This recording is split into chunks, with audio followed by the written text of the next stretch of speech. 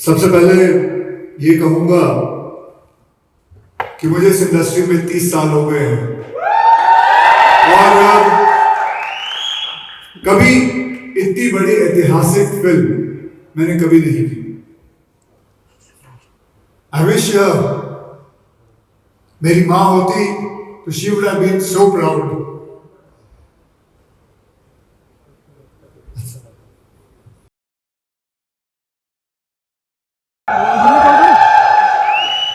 हिंदुस्तान के कण कण में बलिदान है, त्याग है, तपस्या है।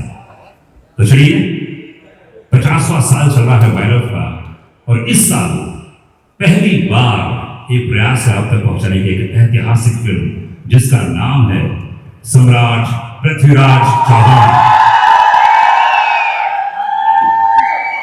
ऐसे हम सभी ने टीजर देखा है, बहुत ही कमाल का लगा। मजा आया टीजर में? तो जी आपको बताना चाहूं कि हिंदुस्तान में बहुत कम ऐसी फिल्में बनी हैं जो हमारे त्याग को दिखाती हैं, हमारे समर्पण को दिखाती है और हिंदुस्तान को एक नए मुकाम तक ले जाने में बताती है। हमारी 7 नदियां और खासतौर से 7 पर्वत, हमारे यहाँ के महापुरुष इतने आदर्श हैं, उनसे आप सब कुछ सीख सकते हैं। उनमें से एक हैं सम्राट पृथ्वीराज चौहान। तो चलिए वायरल की हमेशा कोशिश रही है कि जब भी वो लोगों तक अपनी फिल्म पहुंचाएं, जब भी तक अपना कुछ एक मैसेज देना चाहें, तो भाई हमारे पास एक माध्यम है फिल्मों का। उसके जरिए आपको एजुकेट करना है, हिंदुस्तान के इतिहास को दिखाना है। और आज आप लोग यहाँ पर ट्रेलर लॉन्च में आए हैं। वेलकम, स्वागत है आपका, बहुत बहुत धन्यवाद। मैं हूं आपके साथ अनुराग पांडे और जितने भी यहाँ पर अक्षय कुमार फैंस बैठे हैं, फीवर एफएम के लोग बैठे, एक बार जोरदार ताली होनी चाहिए क्योंकि हम लोग शुरुआत करने जा रहे हैं। सबसे पहले हिंदुस्तान में शायद पहली बार आप ट्रेलर लॉन्च में ये कहीं पे भी आप देखेंगे एक ऐसा करिश्मा जो आपने पहले कभी नहीं देखा होगा।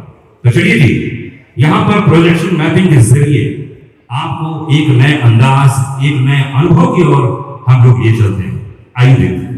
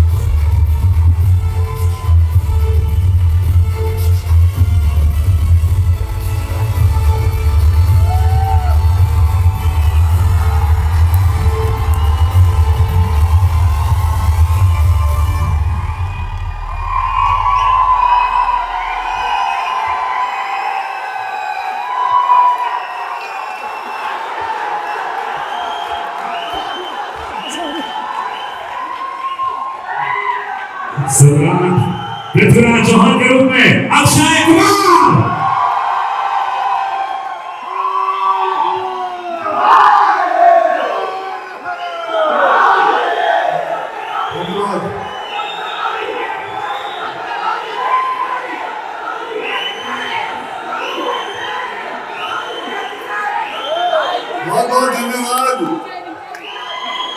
आप सभी का आप थोड़ा मौका पांडे साहब को दीजिए कुछ बोलने के लिए। एक्चुअली आपके फैंस से जाने वाले हैं, बहुत सारे लोगों का मौका एक आया और खास तौर से इसके टीजर जब से आया तब से तहलका मचा दिया है हिंदुस्तान में। बहुत ही गर्व की बात है कि वायरफ लेकर आ रही ऐसी ऐतिहासिक फिल्म लेकर आ रहा है जिसका नाम है सम्राट पृथ्वीराज चौहान। अक्सर अधिकतर ऐसा होता है कि जब भी कोई फिल्म आती है अपने पास, कोई कहानी सुनते हैं तो मन में बहुत सारे विचार आते हैं। तो जब पहली बार डॉक्टर साहब ने आपको इसकी कहानी सुनाई, इसके बारे में बताया, तो क्या था मन में आपके? सबसे पहले ये कहूंगा कि मुझे इस इंडस्ट्री में 30 साल हो गए हैं और कभी इतनी बड़ी ऐतिहासिक फिल्म मैंने कभी नहीं की। डॉक्टर साहब ने जब मुझे बताया कि मुझे सम्राट पृथ्वीराज चौहान प्ले करना है, इस कहानी पे मुझे रोल अदा करना है, तो ये मेरे लिए बहुत ही गर्व की बात थी। ऐसा लगा कि उस वक्त कि मेरा जीवन सफल हुआ कि इतने बड़े योद्धा की कहानी पर मुझे मौका मिला है कि वो रोल मैं कर सकूं। तो मैं सबसे पहले तो डॉक्टर साहब, डॉक्टर चंद्रप्रकाश द्विवेदी जी, उनका धन्यवाद करना चाहूंगा और साथ में आदि चोपड़ा जी, उनका धन्यवाद करना चाहूंगा जिन्होंने इस फिल्म को प्रोड्यूस किया है और ये बीड़ा उठाया है कि ये फिल्म बनाए। मुझे वो भी दिन याद है जब पहली बार मैं डॉक्टर साहब से मिला और जब उन्होंने मुझे बताया तो सबसे पहले उन्होंने मुझे एक किताब दी थी, पृथ्वीराज रासो, और वो किताब मुझे कहा गया था कि इसे आहिस्ते आहिस्ते पढ़ो। ऑब्वियसली उसके जो शब्द थे वो काफ़ी कठिन थे, तो डॉक्टर साहब बैठते थे, मुझे समझाते थे। आहिस्ते आहिस्ते पढ़ते पढ़ते मुझे महसूस हुआ कि कितने बड़े योद्धा हैं सम्राट पृथ्वीराज चौहान।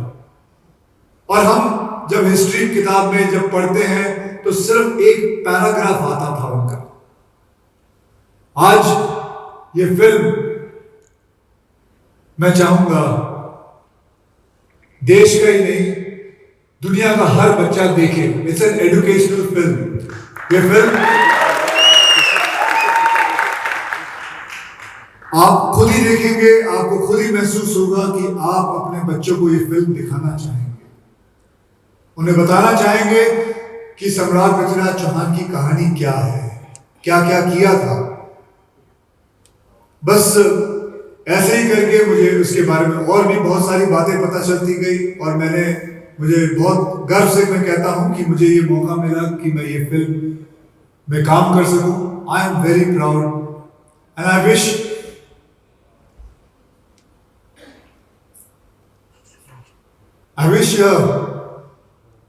मेरी माँ होती तो she would have been so proud.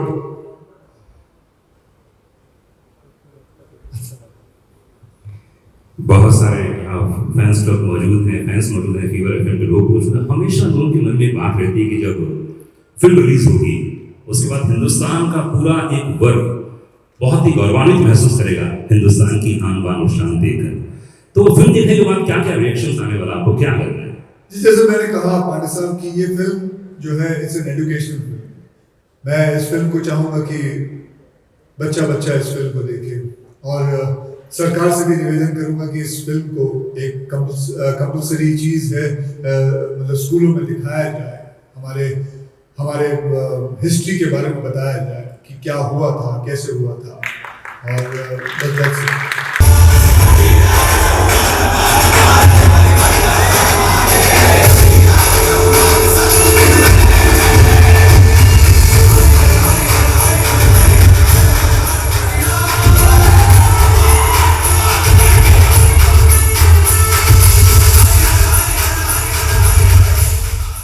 पहली फिल्म है तो हमेशा बहुत ही स्पेशल रहेगी, बट आई थिंक मैं बहुत ही लकी हूँ, बहुत फॉर्चुनेट हूँ कि मुझे अक्षय सर के साथ काम करने का मौका मिला।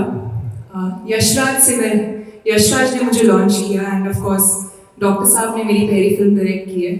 तो आई थिंक तीनों ने बहुत ही ज़्यादा कंट्रीब्यूट किया है making sure that I was comfortable and I was prepared for my first film. So definitely Prithviraj is very special to मी.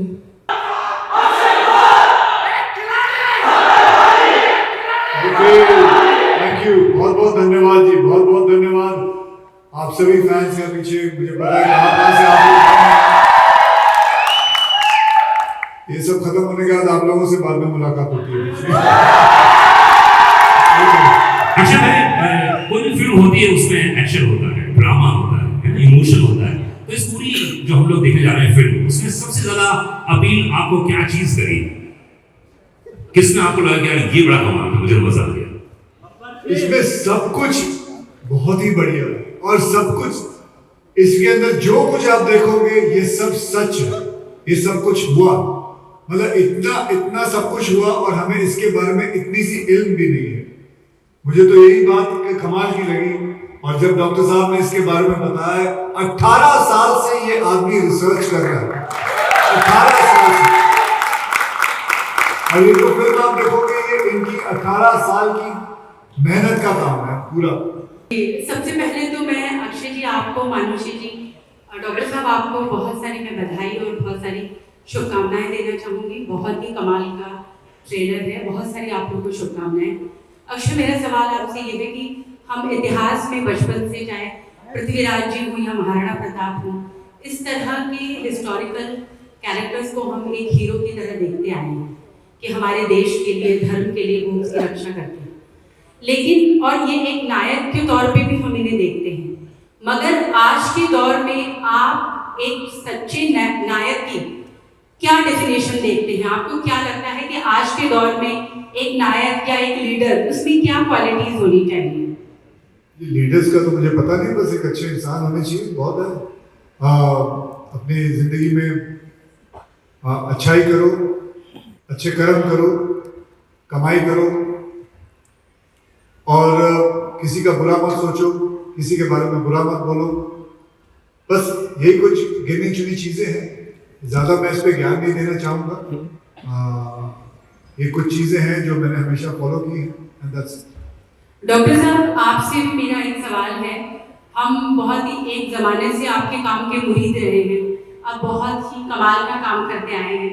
लेकिन एक इतना सारा गैप क्यों रहा? मतलब एक इतना अरसा क्यों बीत गया कि आपके काम को हम देखने के लिए तरसते जाएं? जैसे मुझे अधिकतर कार्यालयों में लोग आने नहीं देते. नहीं, मैं आपको बताता हूँ. मैं जब श्री आदित्य चोपड़ा से मिला, मैं उनसे निर्देशन के लिए नहीं मिला था. श्री आदित्य चोपड़ा ने मुझे एक फिल्म की कहानी लिखने के लिए बुलाया था. हमने तय कर लिया कि वो कहानी हम दोनों मिलकर लिखेंगे. पौराणिक कथा थी.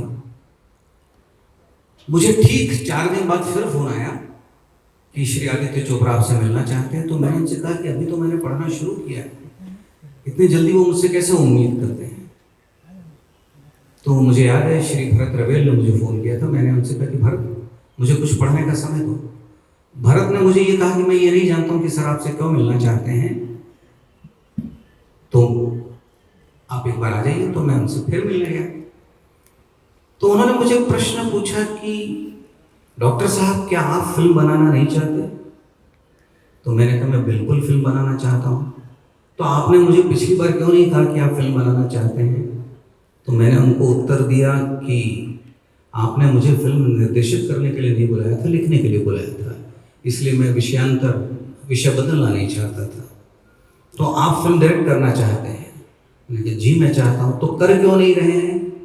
तो मैंने कहा मेरी फिल्में इतनी महंगी होती है कि बहुत बहुत कम निर्माता उससे बना सकते हैं. तो बोले कितनी महंगी होती है आपकी फिल्में? मैंने कहा सर 100 करोड़ से प्रारंभ होगी. तो ऐसी कौन सी फिल्में आप बनाना चाहते हैं? तो मैंने कहा पृथ्वीराज है और भी बहुत सारे विषय हैं. सबसे पहले कौन सी बनाना चाहते हैं? मैंने कहा सम्राट पृथ्वीराज चौहान. आपके दिमाग में कहानी है? मैंने कहा मेरे पास स्क्रिप्ट है. और एक शनिवार और रविवार मैंने उन्हें कहानी सुनाई. सोमवार को ये तय हो गया कि ये फिल्म हम अक्षय कुमार के साथ बनाएंगे. क्या बात है, बहुत बढ़िया, बहुत बढ़िया. Any question?